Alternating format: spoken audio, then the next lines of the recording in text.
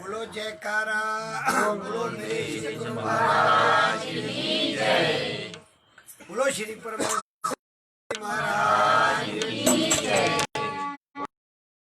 भगवान की जय। बोलो बाला वाले गुरु महाराज की जय। बोलो सारे संतन समाज की जय। बोलो मौजूदा सरकार की जय। सत्यम बोधमय प्रत्यक्षमेव सर्वतनैर्मण्डित शिरशुभमुक्तं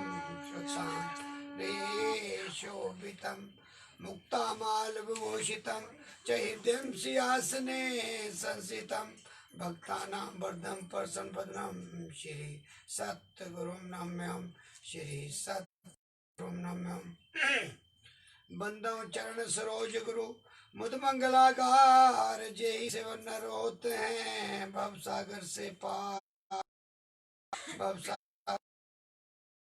गुरु जी के सिमरण मात्र से नाशद विघ्न अनंत ताते सर्वारंभ में ध्यावत है सब संत। ध्यावत है सब संत। जय खोजत ब्रह्मा थके जय खोजत ब्रह्मा थके सुर नर मुनि और देवा कहत कबीर सुन साधुआ कर गुरु की सेवा कर गुरु। राम कृष्ण से को बड़ा राम कृष्ण से को बड़ा तीनों गुरु की न तीन लोक के वेदनी गुरु आगे अधीन गुरु आगे। सब धरती कागज करूं सब धरती कागज करूं लेखनी सब बन राय सात समुद्र मसी करूं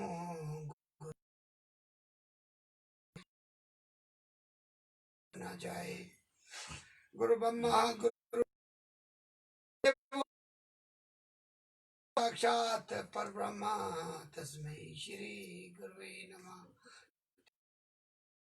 गुरुवे त्वमेव माता च पिता त्वमेव बन्धु च सखा त्वमेव विद्या द्रविणं त्वमेव सर्वं देव देवा त्वमेव सर्वं देव देवा।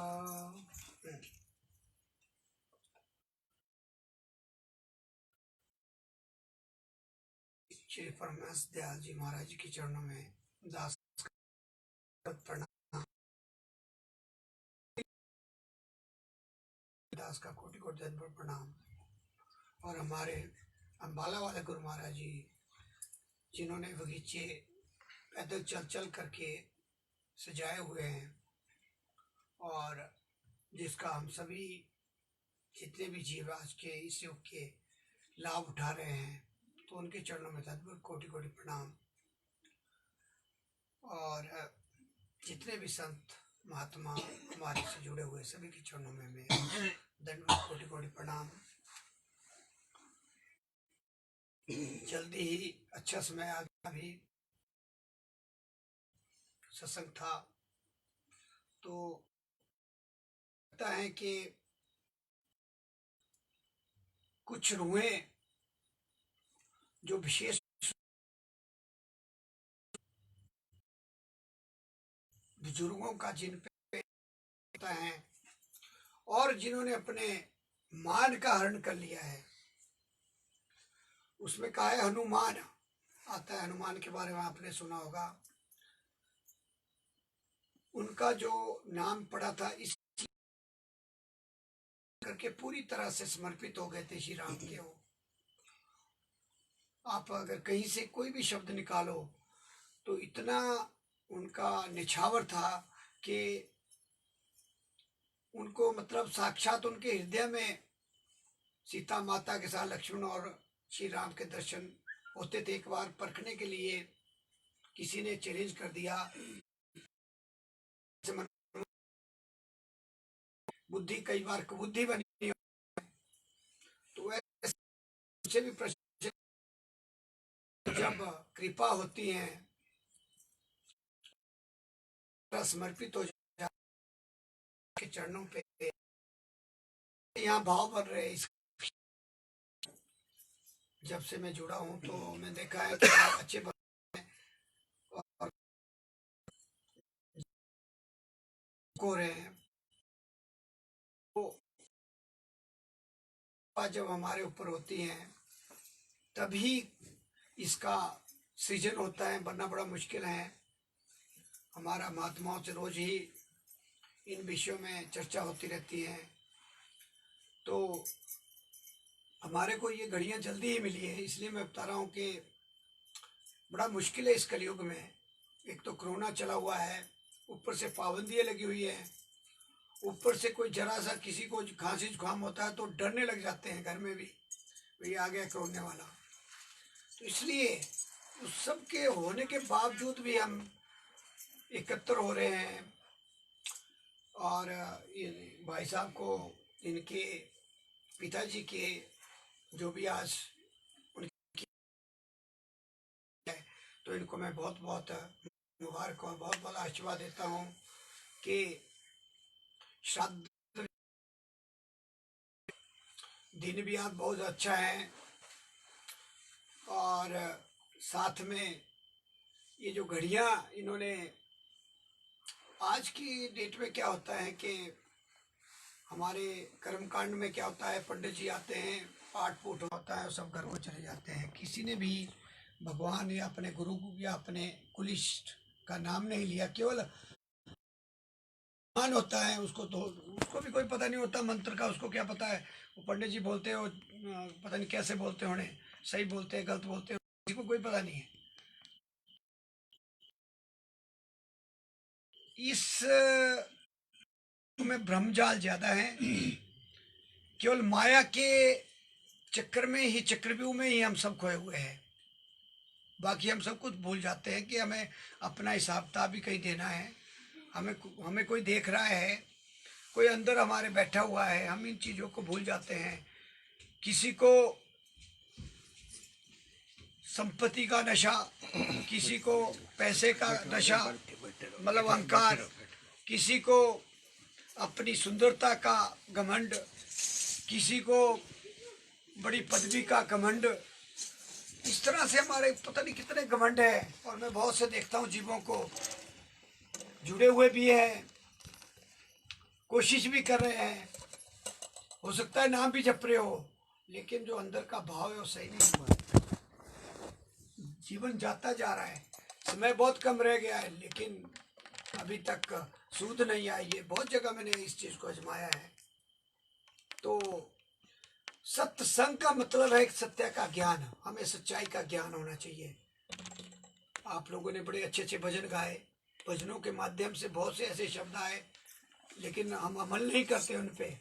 हमें ये पता है कि ना हमारा भाई है, ना बंधु है, ना मित्र है, ना कोई घर वाले, ना बाहर वाले, कोई हमारा साथ नहीं होगा जब हम जाएंगे। केवल नाम और गुरु महाराज जी की जो हमने ली हुई है, अगर हम उनके पूरी तरह से हम समर्पित होंगे, उनके पास, उनके आसपास, और जो उन्होंने युक्तियाँ बताई हैं उनको हम करते रहेंगे, तब जाके कहीं अंतमता सोगता बनता है।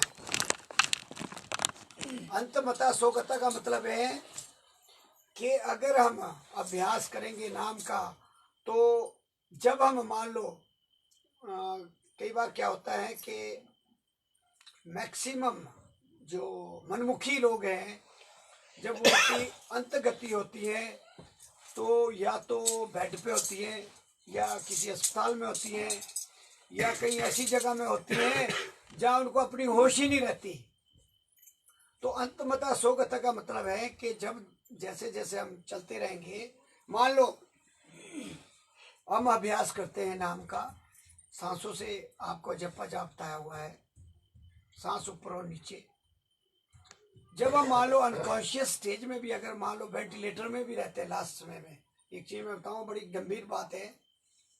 अंतमता सोगता ये नहीं होता कि जैसे नारायण की कथा आती है, उसमें क्या ना भागवत में भाई नारायण बोल दिया और उतर गया। नहीं नहीं, ये सब एक सिखाने की कला है, बाकी ऐसा नहीं होता।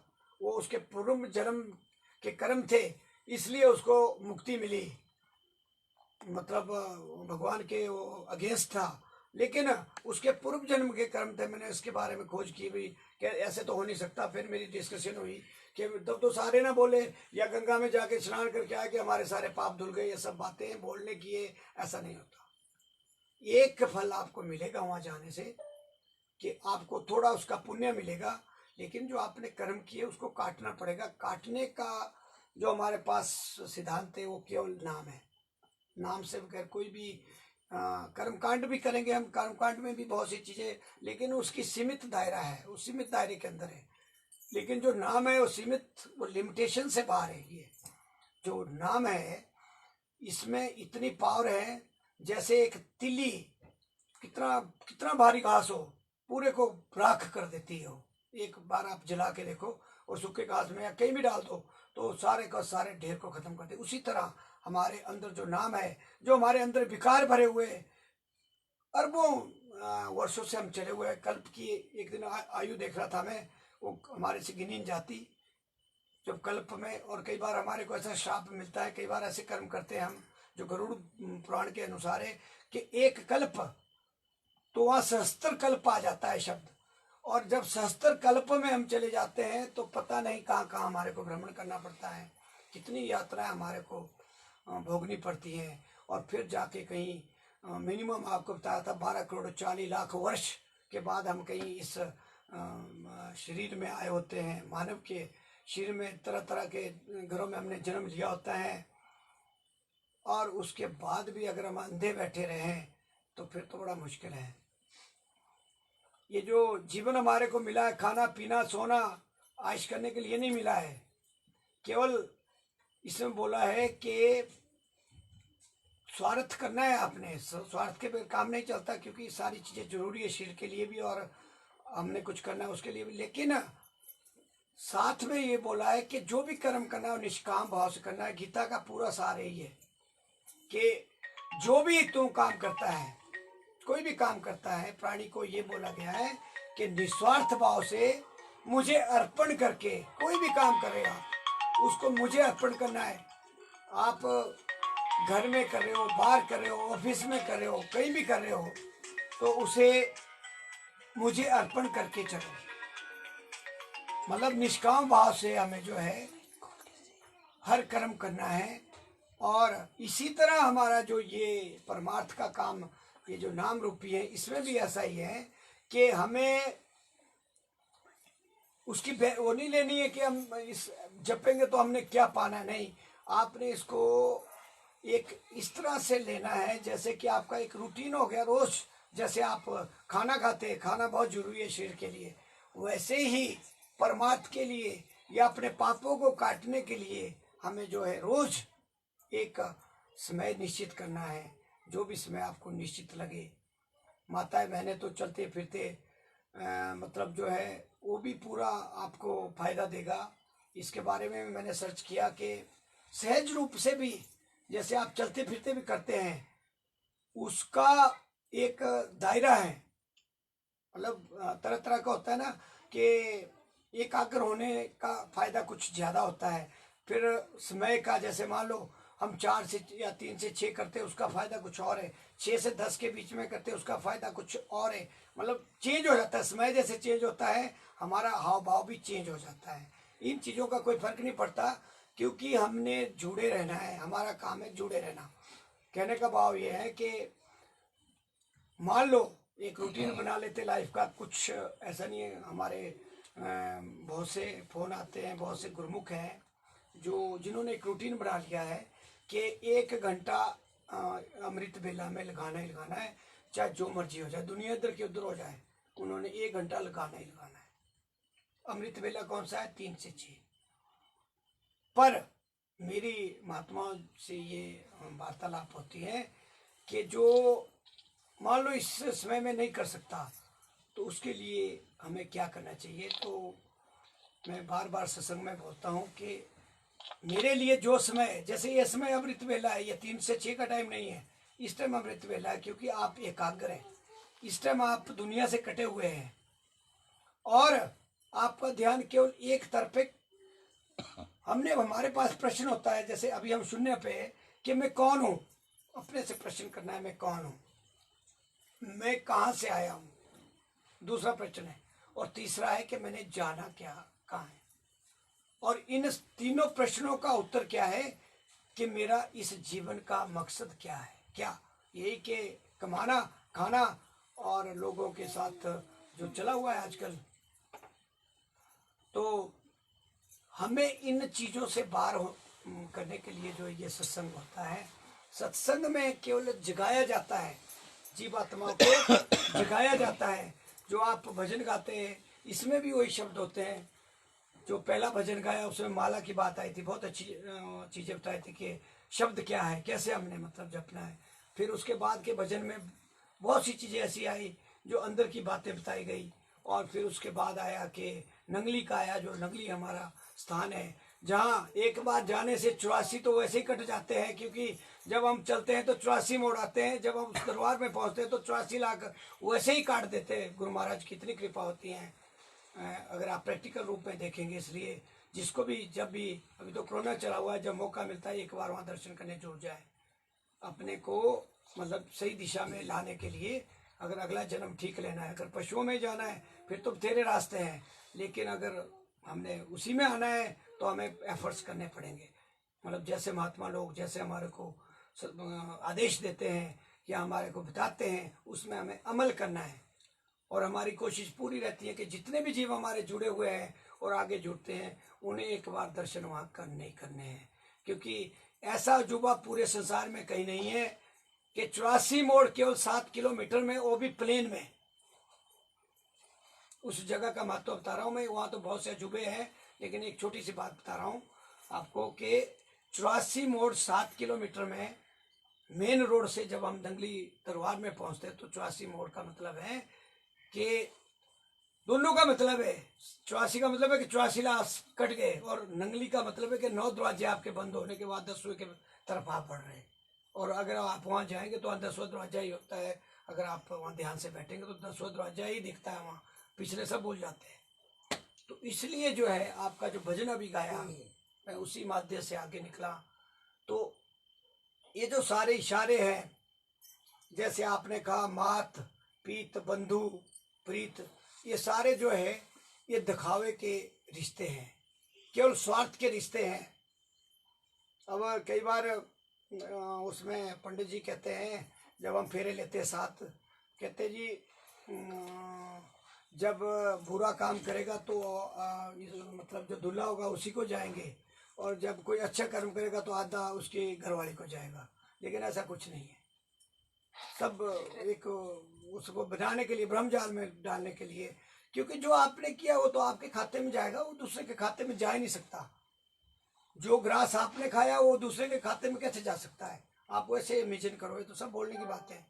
जो कर्म आप करेंगे, और फिर गरुड़ पुराण में पढ़ा दूंगा मैं। गरुड़ पुराण फिर मैंने अभी सॉर्ट आउट किया, उसमें हर चीज एक एक चीज का हिसाब दिया हुआ है, एक एक बात का दिया हुआ है कि आपने मान लो अपने घर में बच्चों के प्रति आपका व्यवहार ठीक नहीं है, माता के पिता के प्रति आपका व्यवहार ठीक नहीं है, सास के प्रति आपका व्यवहार ठीक नहीं है, समाज के प्रति आपका व्यवहार ठीक नहीं है, और मतलब हर शब्द में उसमें आप अगर सोचते भी है कोई चीज गलत भी सोचते हैं, उसका भी उसमें वो दिया गया है। अभी आपको किस नरक से निकलना पड़ेगा अगर आपने समाधान नहीं किया।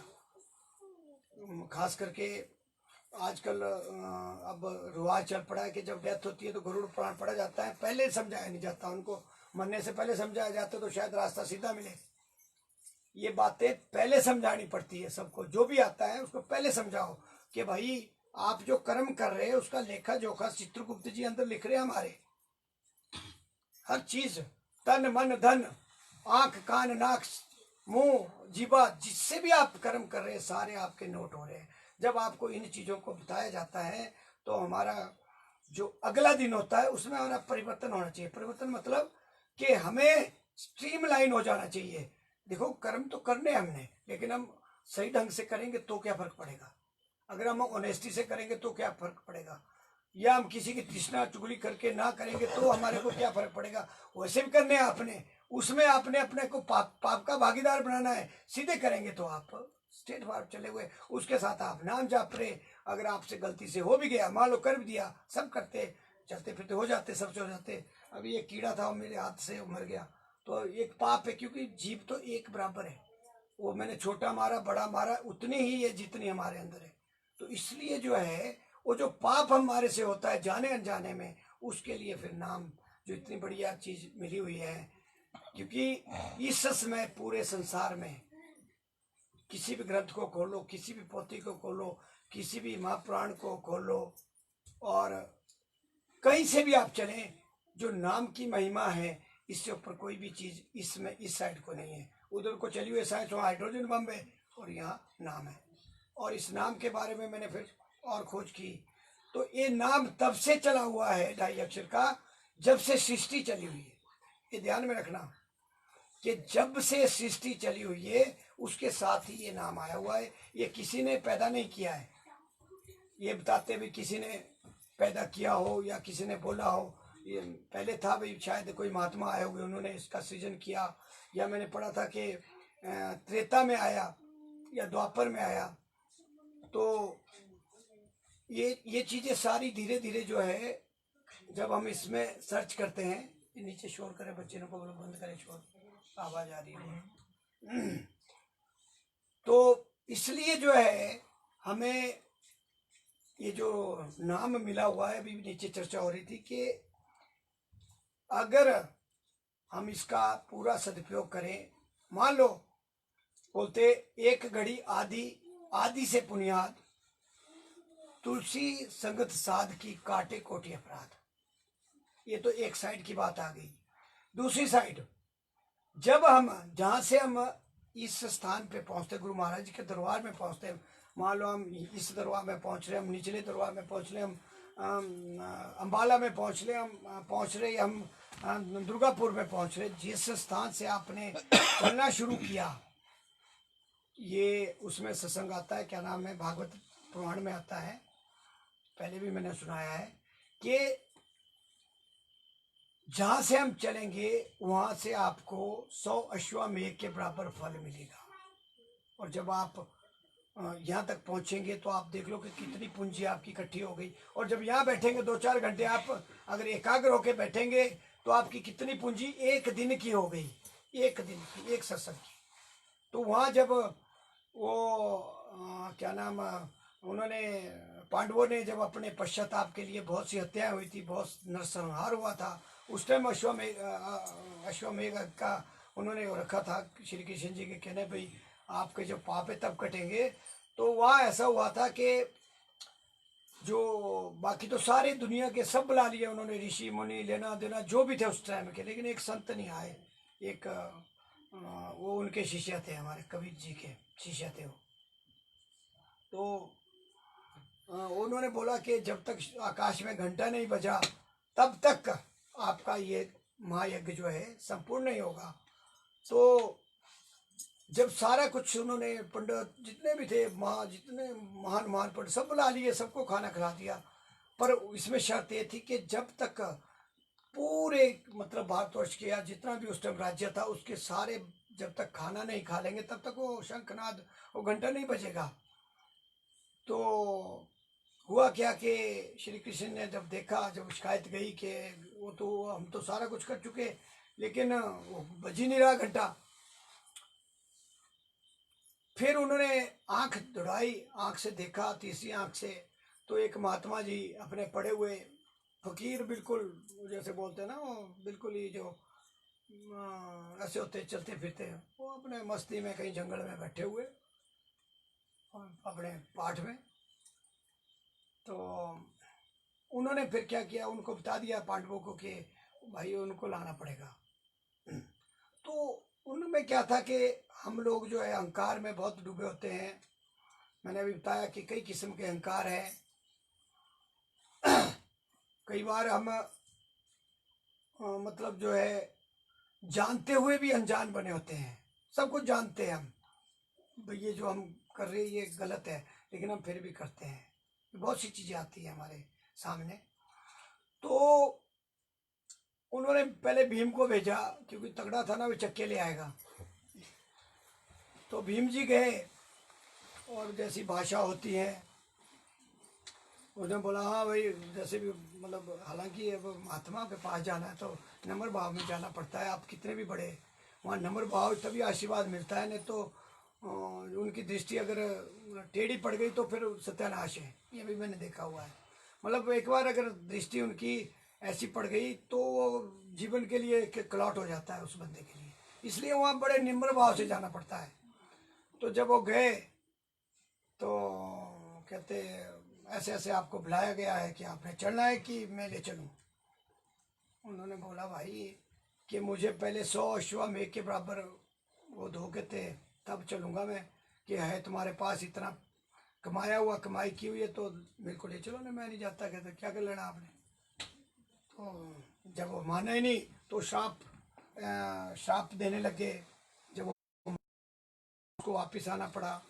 इसी तरह दूसरे गए, तीसरे गए, सब अहंकार में गए और उन्होंने वैसे ही उनको जैसे खड़े पांव से गए थे वैसे ही वापस भेज दिया।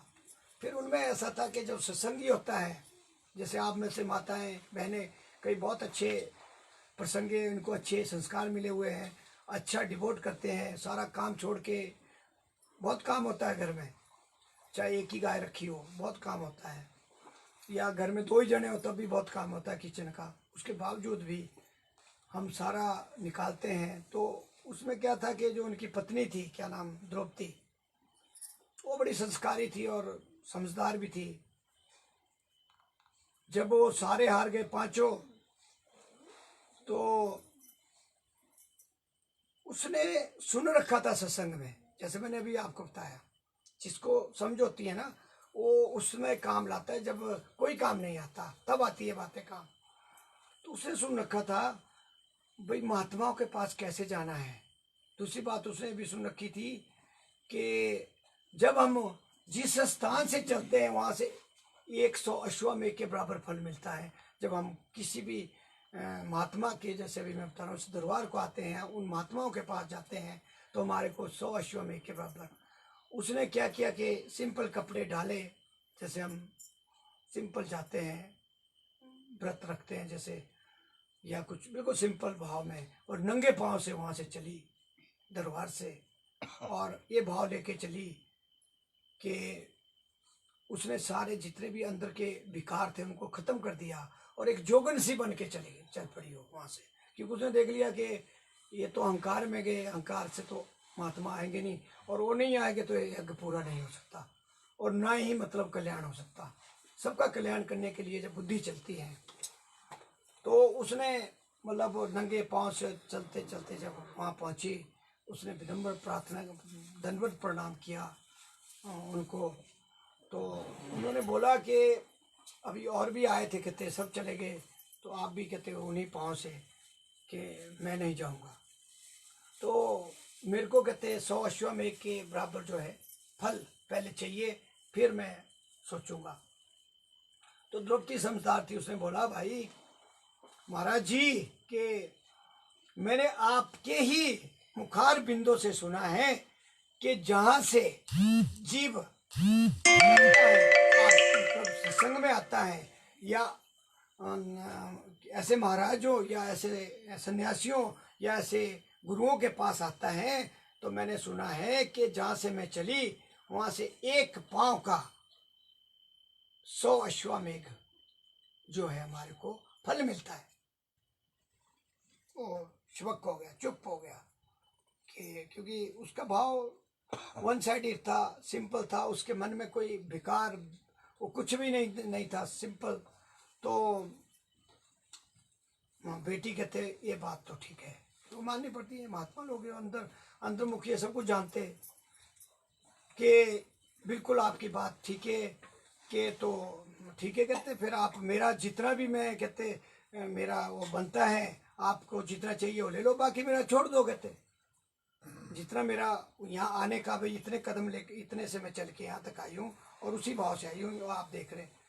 तो महात्मा जी तैयार हो गए जी, क्योंकि वो हार गए, क्योंकि वो पैदल चल के और अपने भाव को लेकर जो उसने कमाई की उसका कुछ हिस्सा ही उससे परिपूर्ण हो गए महात्मा जी, और वो चल पड़े। और वहाँ फिर आए तो 56 प्रकार के भोग लगे हुए थे। तो अब बात यह है कि कई बार फिर गलती कर जाते हैं हम। जब 56 प्रकार के भोग लगे हुए थे तो उन्होंने क्या किया, महात्मा जी तो बोला, उन्होंने स्वाद तो देखते नहीं, उन्होंने तो पेट भरना होता है। उन्होंने सारा इकट्ठा किया, शुरू कर दिया खाना। उसके मन में ग्लानि आ गई, क्या नाम के जो द्रौपदी थी, कि क्या महात्मा है कहते। और जब वो तो खा लिया उन्होंने, इकट्ठा करके चुम्बर बनाया और खा गए। वो नहीं बजाई नहीं ऊपर। फिर तो बड़ी मुश्किल हो गई, कहते बड़ी मुश्किल से तो महात्मा जी को लाए हम, और वो बजा नहीं। तो फिर क्या हुआ कि फिर चले गई जो श्री कृष्ण जी के पास।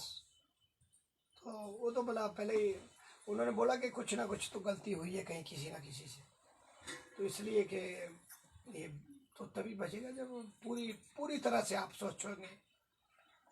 तो द्रौपदी ने बोला कि हाँ, मेरे मन में एक, बाकी तो मैंने कुछ नहीं किया, पर एक मेरी सोच आ गई थी कि ये महात्मा कैसे होते कि मैंने इतने प्यार से बना रखा था, इन्होंने इसको वो किया और खा गए। बस तो बोला फिर कुछ नहीं हुआ कि दोबारा से बढ़ाओ, कहते 56 भोग, इनको रोको, कहते महात्मा जी चले भाग जाएंगे, इनको रोको, इनसे प्रार्थना करो विनम्र, भाई आप थोड़ी देर और रुको कि हमने दोबारा रोटी खिलानी है, दोबारा भोजन कराना है। तो फिर महाराज उन्होंने फिर बनाए, द्रौपदी ने उसी भाव से, लेकिन अब उसने वो अपना अंदर फिर को साफ कर दिया। और जब दोबारा से महात्मा जी ने खाया तो फिर वो जाके शंखनाद और ऊपर जो है 3 घंटे बजे, और उसके बाद जो है उनका हो गया हुआ। तो इस साक्ष्य का मतलब ये है कि मैं उसी तरफ आ रहा हूँ कि जब तक आप करोड़ोंपति बन जाओ, आप अरबोपति बन जाओ, आप सारे संसार के मालिक बन जाओ, आप सिकंदर बन जाओ, लेकिन अगर आपके भाव सही होंगे तो आपको रास्ता मिलेगा। नहीं तो आप जितने मर्जी यत्न कर लेना, जितने मर्जी आप सत्संग अटेंड कर लेना, जितने मर्जी दरबारों में चले जाना, जितने मर्जी मत्था मार लो, कहीं भी मार लो, कल्याण नहीं हो सकता। हमें अपने को बोलते हैं आत्म साक्षात्कार करना है। सबसे पहले अपने को पहचानना है। ये सबसे पहला सिद्धांत है हमारा कि हम अपने को अपने से प्रश्न करके अपने आप को जानना है, और जो सत्संग में आपको अच्छी बातें मिलती हैं उनको प्रैक्टिकल रूप में अपने जीवन में उतारना है। और जब आप इस काबिल हो जाएंगे तो आप पूर्ण संत बन जाएंगे।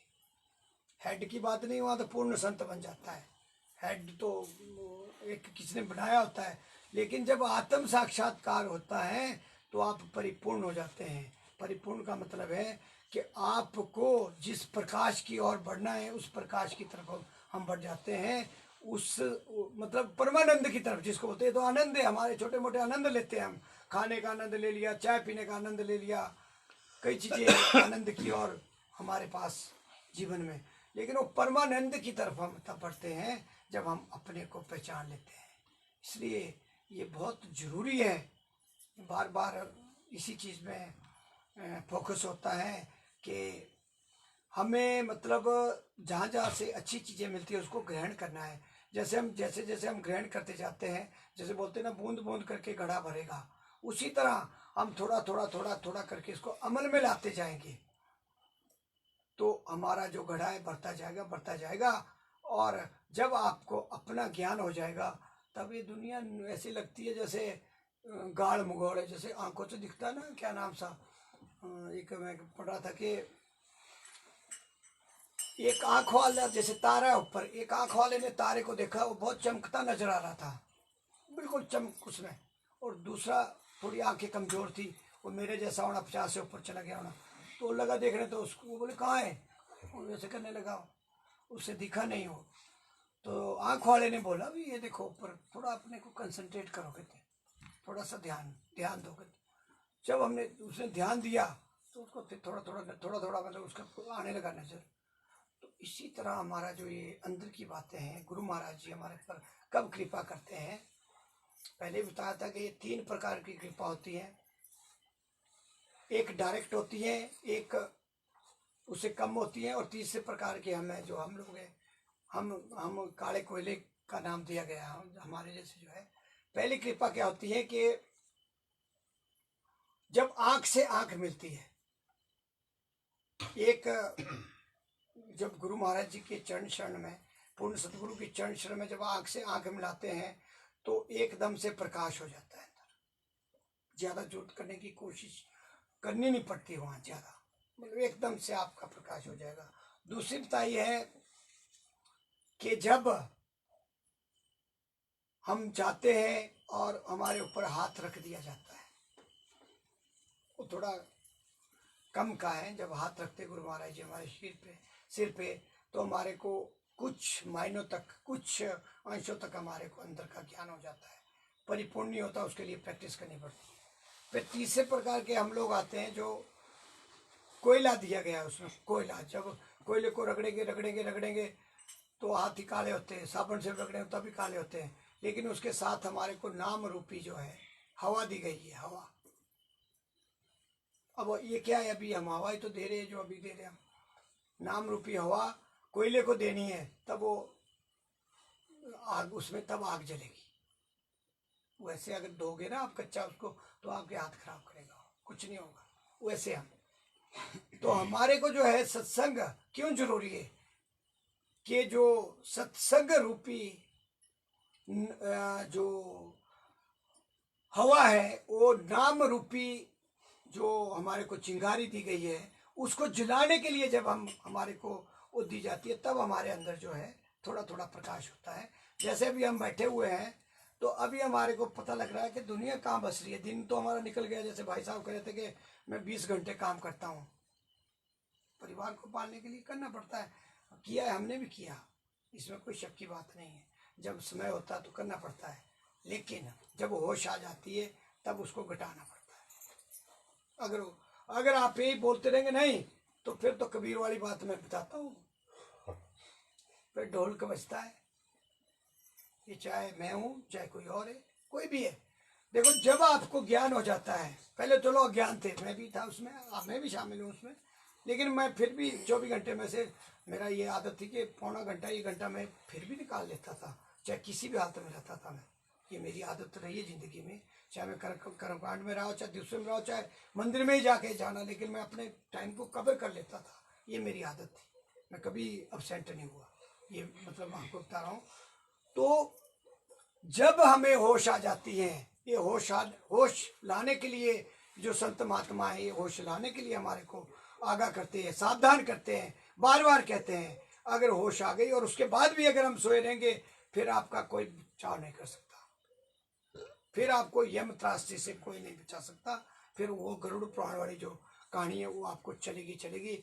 उसमें तो मतलब देखो, अगर आपने थोड़ा बहुत मान लो नाम भी जपा होगा, आप गुरुमुखी भी है, आपने कर्म कांड भी किया होगा, क्या होता है कि जब वो पकड़ता है, वो बांध के ले जाता है ना, तो जब हमारे को जरूरत पड़ती है ना, खींचते हुए सूक्ष्म शरीर होता है, तो रास्ते में जब हमारे को पानी की जरूरत पड़ती है, क्योंकि जीव तो ये तो अविनाशी है, अंदर की चीज उसको तो चाहिए जो चाहिए, तो वहां वो बोलता है भाई पहले पुण्य जो तेने कमाया वो लाइए, इतने % अपने में से आपको देने पड़ेंगे, अगर पानी पीना है वो देने पड़ेंगे हमारे को, फिर एक कपड़ा और दूसरा तीसरा, और जब तक हमारे अगर हमने कमाई की भी हुई हो, वहां तक जब धर्मराज के दरवाजे में जाने तो वहां 0 हो जाएगी, वहां से पटकाएगा, बुरी तरह से पटकाएगा, ऐसी जगह में फेंकेगा जहाँ पानी नहीं मिलेगा, ऐसी जगह में फेंकेगा, या तो बना देगा विष्ट का कीड़ा, या बना देगा गधा, या ऐसी जगह में मतलब जन्म देगा जहाँ बस पूछो ना।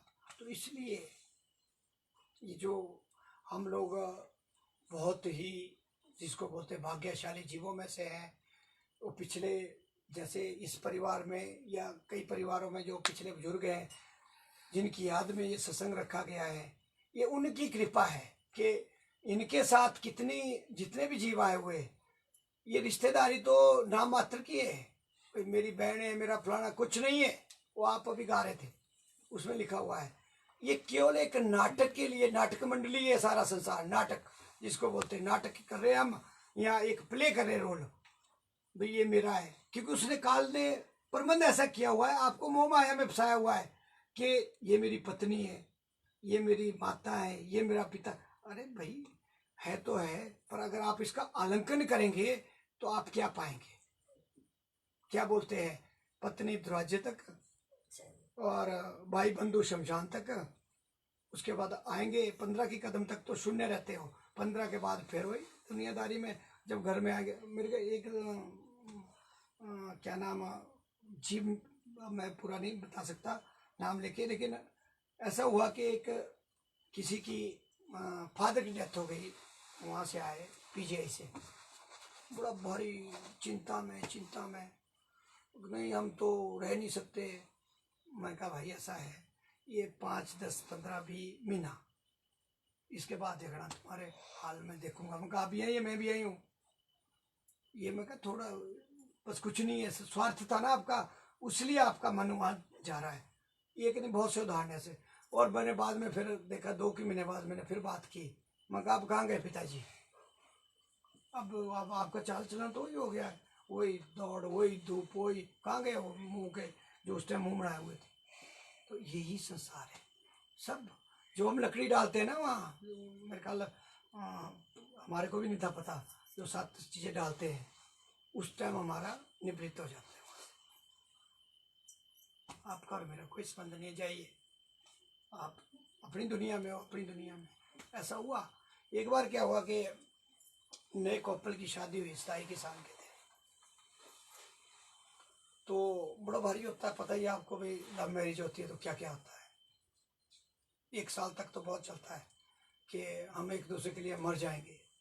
जब बच्चा हो जाता है फिर डिमांडें शुरू हो जाती है मैडम की, फिर वो बन जाता है गधा। फिर उसके बाद थोड़ा बड़ा हो जाता है तब बच्चे शुरू कर देते हैं। फिर उसके बाद तो आपको सबको पता है, ये सब एक्सपीरियंस हो गया। तो उसने बोला, अच्छा उसकी नहीं हुआ क्या कि साल के बाद उसकी लड़की की डेथ हो गई और वो पागल, मतलब पागल हो गया। वो पागल क्या मतलब, ऐसा हो गया, मेंटल हो गया।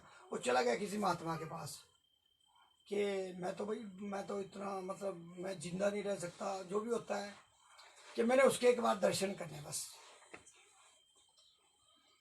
तो महात्मा जी थे पहले, तो उन्होंने बोला कि कोई फायदा नहीं है, कहते तू अपना जो तेरा संबंध था जितना था खत्म हो चुका है, हिसाब किताब, अब तू अपना काम कर भाई, कुछ नहीं है। कहते सुसाइड करके आप दूसरे करके तो कुछ नहीं मिलेगा, जो तेरे कर्मों में लिखा हुआ है वही तेरे को मिलना है। वो नहीं, वो अड़ गया, कहते जी मेरे को बस फॉर्म पड़ गया कि मेरे को एक बार दर्शन करा दो। तो महात्मा जी तो महात्मा जी होते हैं, उन्होंने क्या किया कि चलो कोई बात नहीं, ठीक है। तो उन्होंने अपनी जो पावर है उससे जो है सूक्ष्म शरीर को बुलाया, उस लड़की को बुलाया और दोनों का आमना सामना कराया।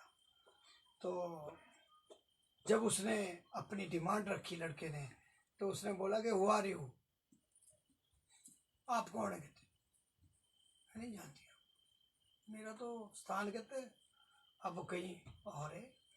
आप भाई, मैं ऐसा था वैसा था कि मेरे को कोई पता नहीं कौन है। फिर उसको हकीकत का पता लगा कि जिंदगी का जो हमारा ये हिसाब किताब है क्या है, कुछ नहीं है।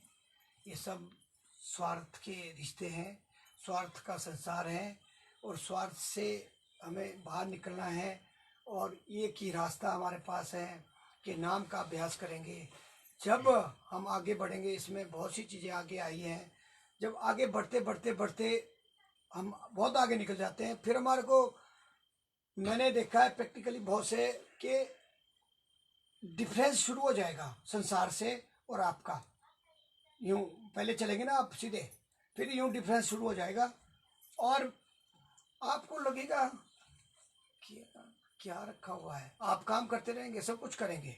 हमारे महात्मा जी, इनमें से बहुत से महात्मा ऐसे हैं जो सब कुछ कर रहे, सेवा करे, सब कुछ करे, लेकिन उनको निवृत्त हो चुके हैं। उनको नहीं लेना देना कि पार क्या रहा, थोड़ी देर का होता है, थोड़ी देर के लिए। बाकी उनको कुछ सब पता है कि साइड में, बिल्कुल साइड में होना है।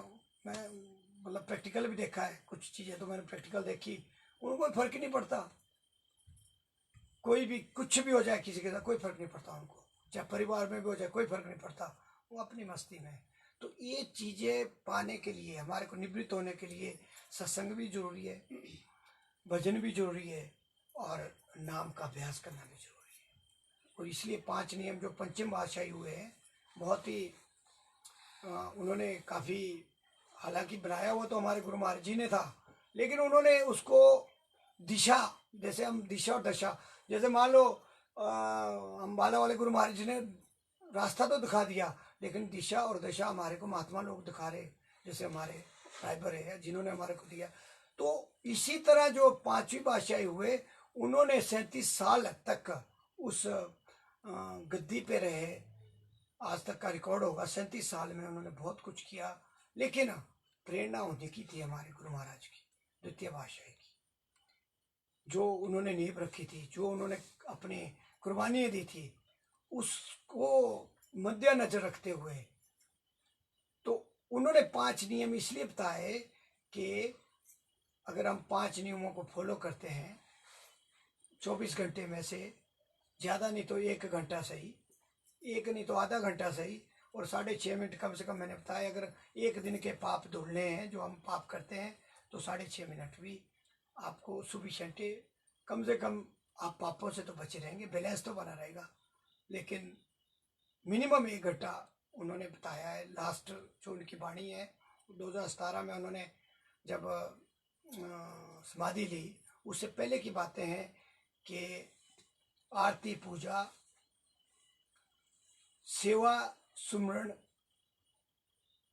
और ध्यान, ये जो 5 नियम बताए गए, अगर इनको कहते आप सहज रूप से भी करेंगे तो भी कल्याण है। उनकी ये अपनी वाणी है।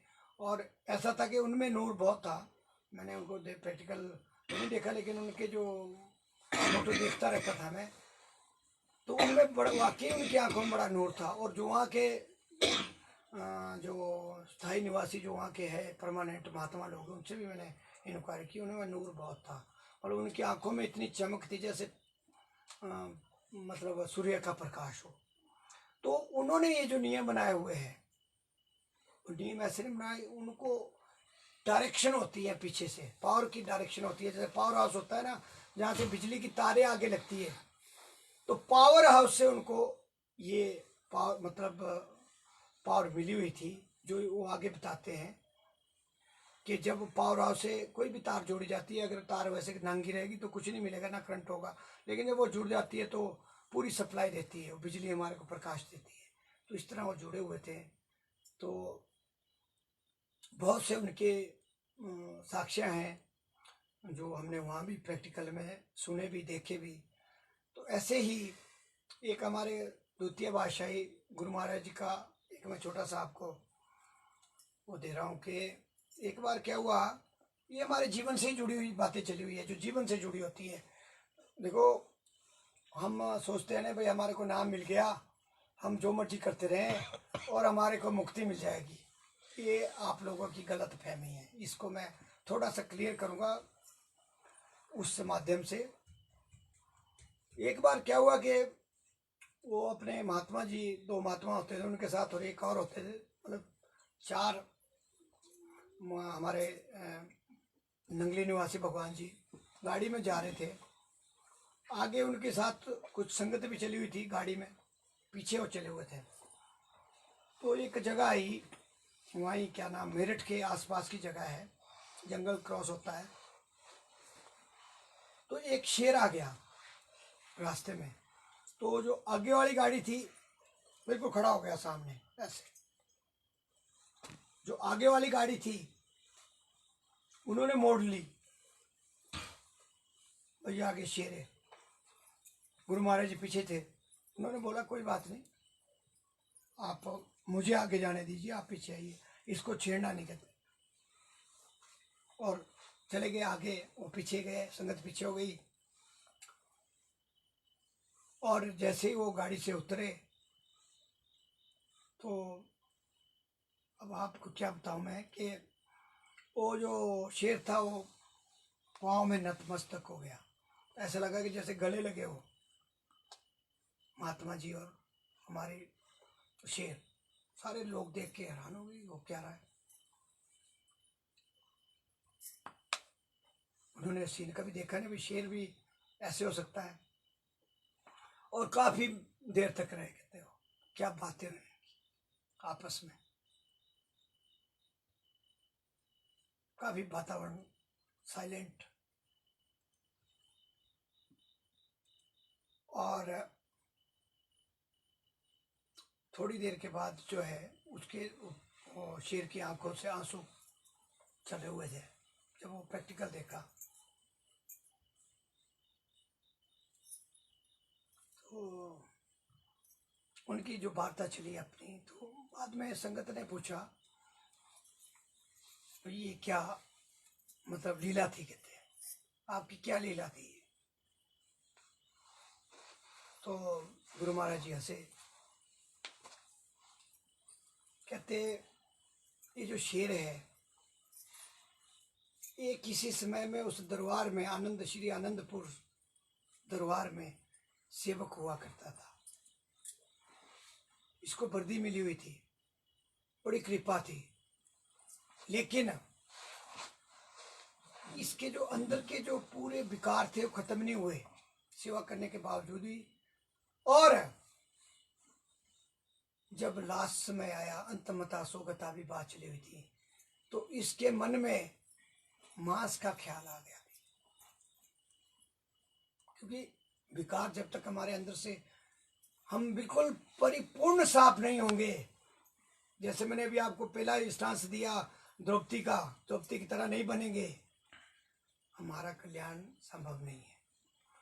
तो कहते इसने बड़ी भारी सेवा की उस क्या नाम दरबार में, बहुत ही बड़े मजाक चलते थे। गुरु महाराज जी कह रहे मतलब उसका नाम भी बताया था, कुछ पता नहीं, छोटा सा नाम था, कुछ बोलते थे प्यार से उसको, सोठा की पता नहीं, छोटा कुछ ऐसा नाम था। तो कहते लास्ट समय में जो इसकी जो है अंतमता सोगता खराब हो गया, उसके मन में कहीं जब इसकी वो लास्ट समय आया तो कहीं मांस की इसका ध्यान चला गया और ये शेर बन गया। और अब इसको पता है क्यों, क्योंकि उसने सेवा की थी वहाँ, उनके महात्माओं की बड़ी कृपा थी, उसको इसको अपना जन्म याद है। इसलिए जो है ये जो यहाँ मेरे पास आया, मेरे पास नतमस्तक हुआ, क्योंकि अगर योनियों से छुड़ाना है तो केवल गुरु महाराज ही छुड़ा सकते, बाकियों के बस की बात नहीं है। तो उन्होंने क्या किया कि मतलब मैंने कहते जो इसका जो समय था कहते वो पूरा हो गया, कहते जो इसने मतलब वहाँ गलती की थी वो जो उसका समय पूरा हो गया। और इसको प्रेरणा मिली, प्रेरणा मिलने के बाद इसको सारा कुछ पिछला याद था जो इसने बताया। गुरु महाराज तो खैर वो तो पूरा दर्शी होते हैं, दूरदर्शी, जहाँ दृष्टि जाने वहीं उनका होता है। तो उस तरह से कहते जब वो मिले वहाँ, तो वहीं उन्होंने आशीर्वाद दे दिया और उसका समय बिता दिया, भाई आप उसी दरबार में दोबारा जन्म लेके वहीं आएंगे। अब किस रूप में आए वो तो चलो अब आगे की बातें हैं, लेकिन मैं एक दृष्टांत इसलिए बताया कि जो हमारा ये जीवन है, ये जो हम जीवन लेके आए, ये एक अजूबा है। और इस लिप्तता से मतलब निकलने के लिए हमारे पास साधन क्या है, जो अभी हम बैठे हैं, सत्संग, नाम और संतों की शरण। तो इसलिए हमारे को जो जो कहीं से भी इंस्टांस मिलते हैं, छोटे बड़े महात्मा से, किसी से भी, ऐसा नहीं इसमें कि मेरे को कुछ आता है उनको आता है, किसी को आता है, कोई बड़ा नहीं कोई छोटा नहीं, इसमें सब एक बराबर है। लेकिन जहाँ से अच्छी चीज़ मिलती है उसको ग्रहण करना है, अपने जीवन में डालना है। अगर 84 लाख से बचना है, नहीं बचना है तो हम रोज बोलते हुए मजे करो, खाओ पियो, जो मिल रहा है इस संसार में पूरी विलासताओं की चीज़ें मिल रही है, कलयुग ने पूरा प्रबंध किया हुआ है, वो करो। पर अंत बड़ा खराब है, उससे आपने खुद देखना है। तो इन चीज़ों से बचने के लिए सत्संग तो बहुत से है, बहुत चीज़ें बता सकते हैं, लेकिन हम थोड़ा थोड़ा इसलिए बताते रहते हैं, सावधान करना हमारा काम है कि हमें अपने आप को सुधारना है। अपने आप सुधरेंगे तो परिवार सुधरेगा, परिवार सुधरेगा पड़ोस सुधरेगा, और पड़ोस सुधरेगा तो आसपास के गांव सुधरेंगे, और आसपास के गांव सुधरेंगे तो आगे का कस्बा सुधरेगा, कस्बा सुधरेगा तो देश पूरा सुधर जाएगा, और देश सुधर जाएगा तो पूरा संसार सुधर जाएगा। तो हमारा एक ऐसी सोच होनी चाहिए कि 1 से 2, 2 से 4, 4 से 8, मतलब हमें आगे बढ़ना है इस रास्ते में। और जैसे जैसे हमारे ऊपर कृपा बरसती है, उन कृपा को ग्रहण करना है और उस ढंग से करना है जैसे एग्जाम्पल दिए जाते हैं। तो ज़्यादा समय ना लेता हूँ, एक भजन गाते हैं, फिर देखते हैं थोड़ा। तो बोलो जयकारा, बोल मेरे श्री गुरु महाराज की जय, बोलो श्री परमहंस दयाल जी महाराज की जय, बोलो श्री नगरी निवासी गटगट वासी भगवान की जय, बोलो बाला वाले गुरु महाराज की जय।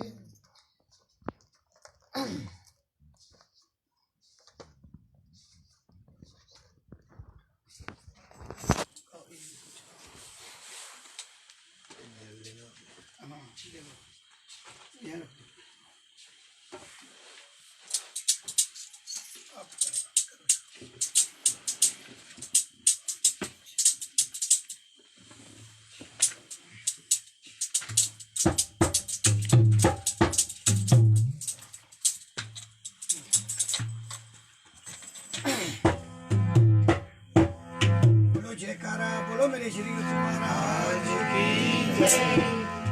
आ गया सतगुरु प्यारा, आ गया सतगुरु प्यारा, आ गया सतगुरु प्यारा।